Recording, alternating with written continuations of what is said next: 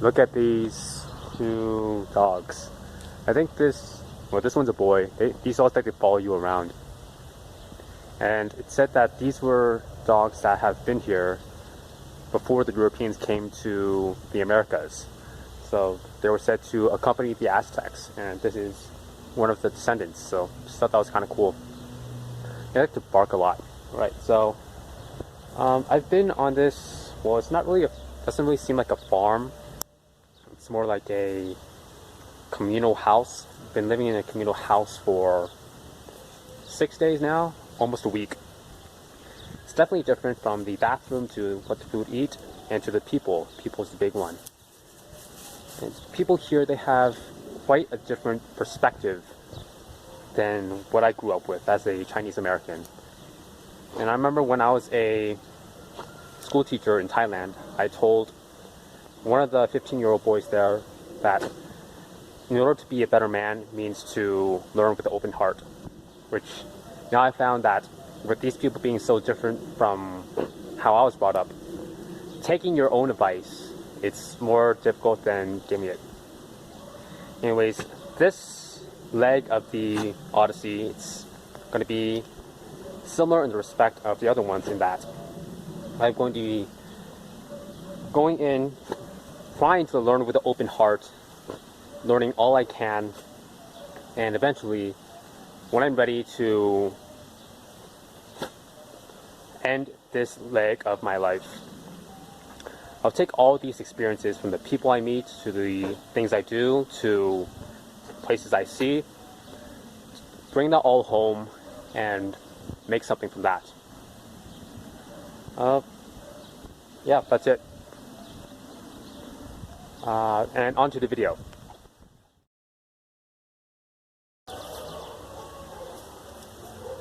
Right. There's a difference between going after what you want and taking care of those that are already within your fold, those that you are responsible for. And what I mean by this is take a standard cookie cutter person as an example. What I mean by that is what the average person, average 50th percentile, what they tend to achieve, what they tend to accomplish within their lifetime, and grouping this hypothetical person into 10-year lifespan starting from ages 10 to 20. So this person, this average person, age 10 to 20, that is when they are late childhood, adolescence, and into very early adulthood.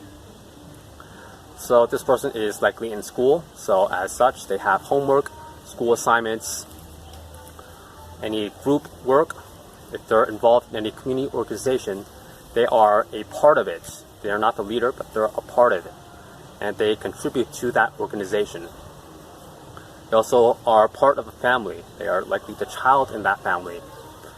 As such, they have chores that are given to them by most parents do this.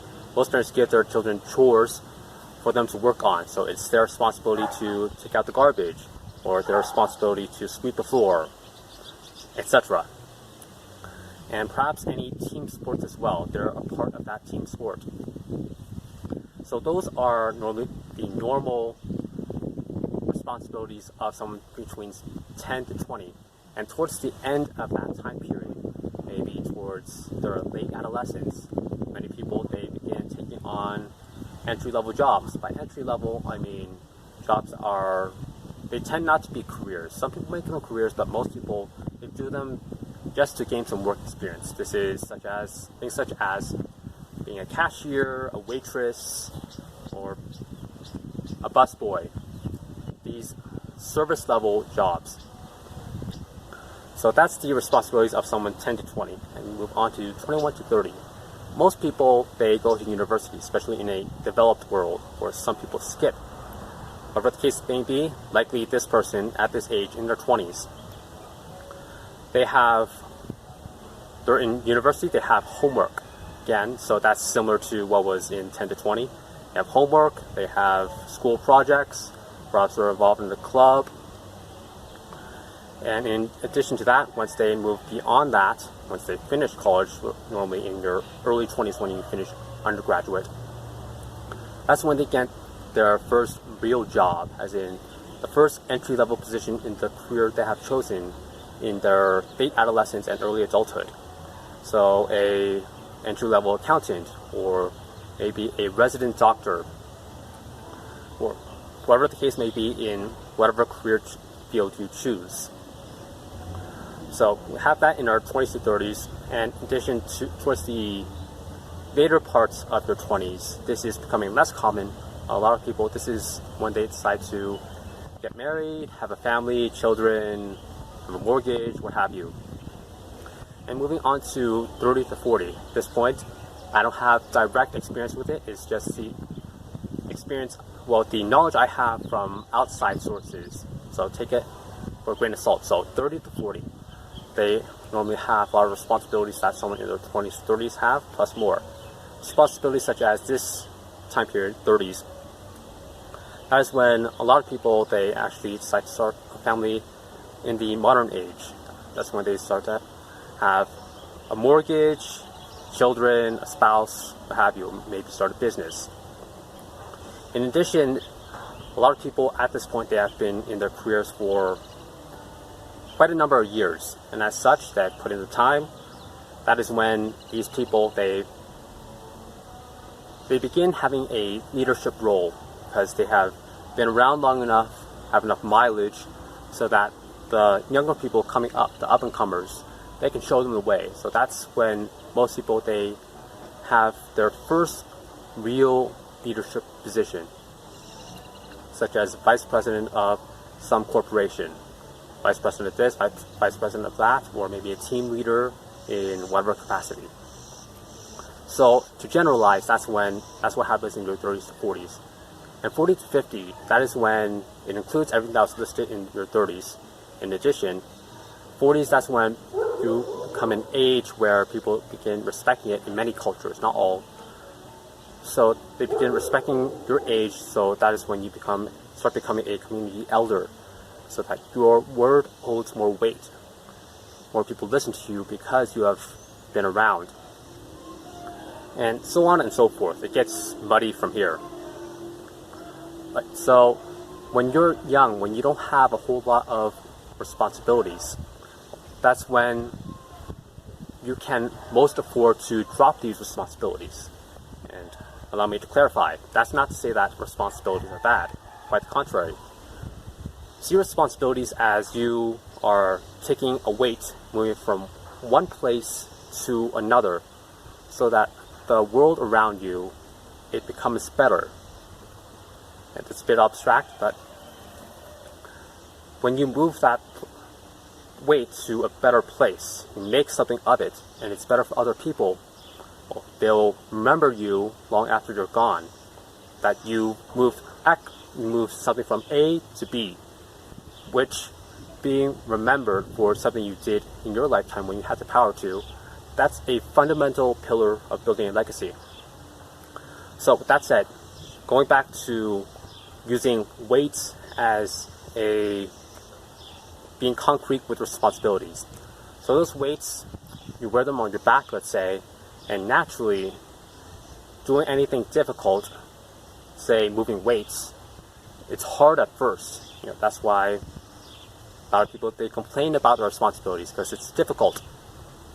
And it's difficult when you first start out. You won't be able to move a lot. Think of it as your muscles. They have to be built up first over time, whatever that time duration is, before you can take on gradually bigger and bigger weights. So when you're a young person, that is when you have those pebbles as responsibilities. It's not a whole lot, such as a part-time job at McDonald's, or you first started out your career. Well, that's not a whole lot of weight that you're holding. And the reason to drop it is there are so many people that are just like you at this point that can take your role. There are so many freshly minted graduates. And it's after graduation, that's when you prove yourself and separate yourself from the pack, where you prove your mettle, let's say.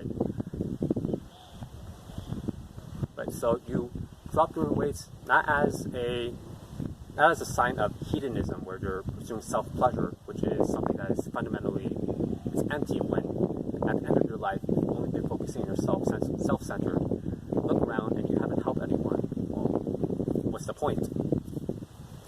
So it's not about that. It's about going impractical, going after those dreams that you don't know quite how to reach it, but you're going to go after it anyways.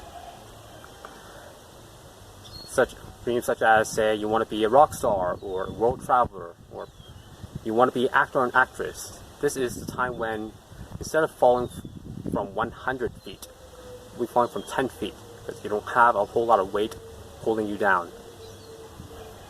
So when you do this, a lot of people, they're scared, because it's leaving behind all the safety nets. Of course, like I've said previously, anything worth having in life doesn't come easy. And what if you're right? What if you go after this, whatever it may be, whatever impractical goal you have, and you make it? Well, just going on that journey that very few have gone on, it gives you, over time, the skills, the experience, the mileage, the assets of all these things that can help you out later in life.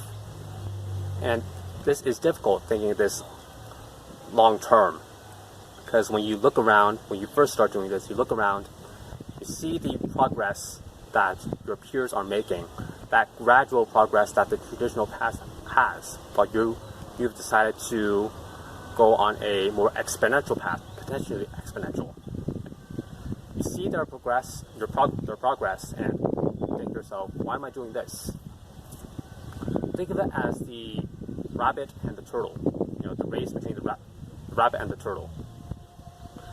You're making slow, steady progress, and eventually, when you're up close to a problem long enough, you'll eventually be able to find an angle you can cut so that you can see a solution that no one else has, because you put in the time at trying to find it, and you're close enough up into it so that you can see a perspective that others are not able to see it from afar.